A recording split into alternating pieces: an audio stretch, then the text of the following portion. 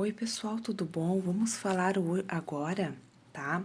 Sobre as equações das associações de resistores. No vídeo anterior, eu falei, né, e mostrei para vocês como é que seriam essas associações. Agora a gente vai para as equações, tá? Então, as nossas apresentações, né? Eu sou a professora Adriana. Muito bem, agora vamos lá para as equações, tá? Dos resistores. Muito bem, o que a gente tem aqui? Eu fiz um desenho, um esquema básico, tá? Um esquema simples, feito à mão livre. Meus alunos, né, sabem que eu gosto de fazer meus desenhos assim à mão livre, tá? Então, a gente tem dois resistores, R1 e R2, eles estão ligados numa fonte, tá? Eu coloquei o sentido da corrente, tá? O risquinho menor seria a parte negativa da fonte. O risquinho maior seria a parte positiva. Então, eu quis fazer o sentido, tá? O sentido real, tá? Da corrente. Por quê? Porque o que é mais fácil de entrar em movimento? São os prótons ou os elétrons? São os elétrons, certo? Mas aí, assim, ó, a gente tem o sentido real e o sentido convencional.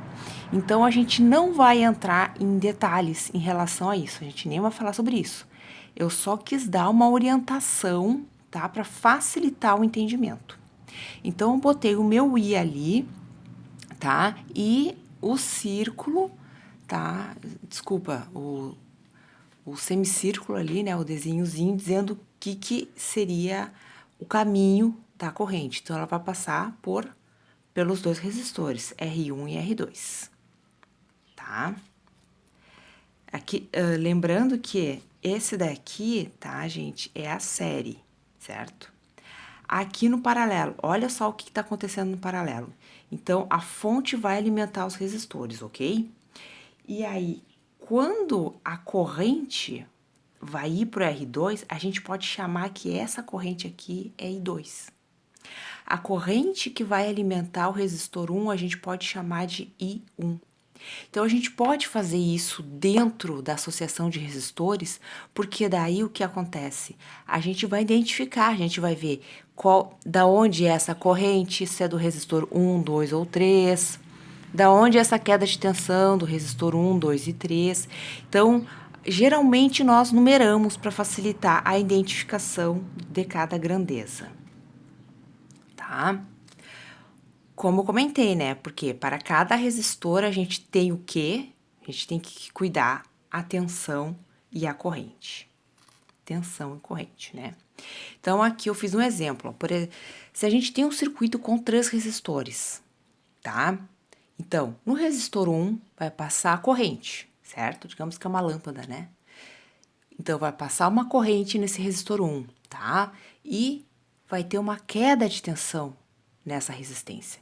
Então, tudo que equivale ao resistor 1, corrente e tensão elétrica no R1, por exemplo, vai ter identificação do número 1. Então, eu tenho R1, então eu tenho I1, eu tenho V1. Tenho o R2, eu tenho o segundo resistor, então eu vou ter um R2, que vai ter um I2, que eu vou ter um V2.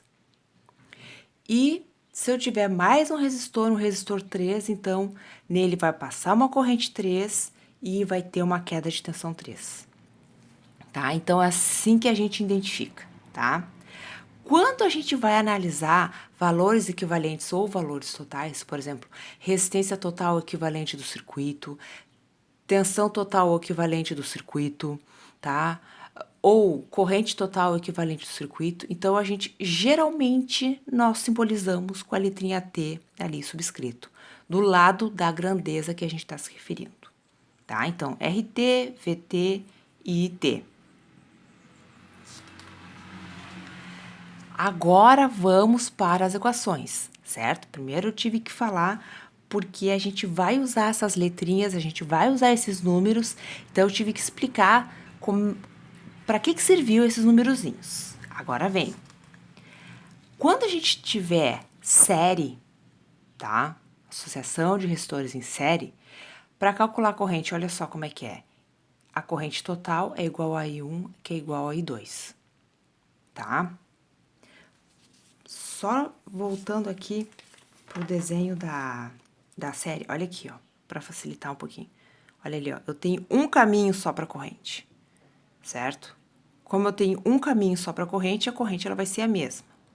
A resistência, eu vou somar, RT é igual a R1 mais R2, e botei 3 pontinhos ali porque eu posso ter mais resistores. E a queda de tensão também, porque cada resistência ela vai consumir, né? Lembra nas nossas aulas anteriores sobre resistência interna, né? Bom, qual é o outro aqui, ó? Paralelo, olha só. Vamos pegar o desenho do paralelo. O desenho do paralelo tá aqui, ó, certo? Então, a corrente que vai acontecer, uma parte vai alimentar R2, outra parte vai alimentar R1. Então, olha como é que fica.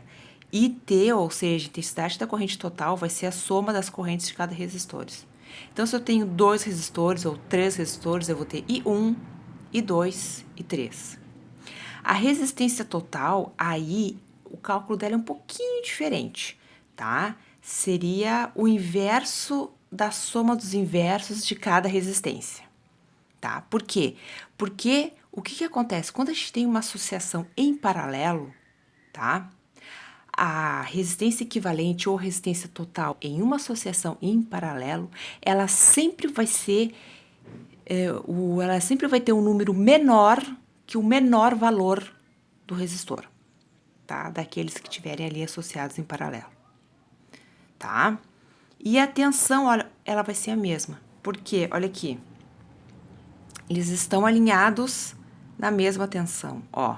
Estão alinhados na mesma tensão, tá? Então, essas são as equações, tá? Mas aí o aluno pergunta, e o misto, professora, como é que eu faço? O misto, gente, simplesmente, tá?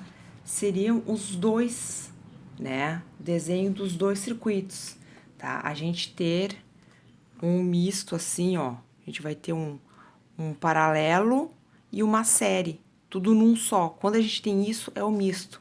O que a gente vai fazer? A gente separa o que é série com as equações da série, o que é paralelo com as equações do paralelo, tá? Então, o misto simplesmente não tem equação nova, tá? Então, ficamos por aqui. Até a próxima aula. Tchau, tchau.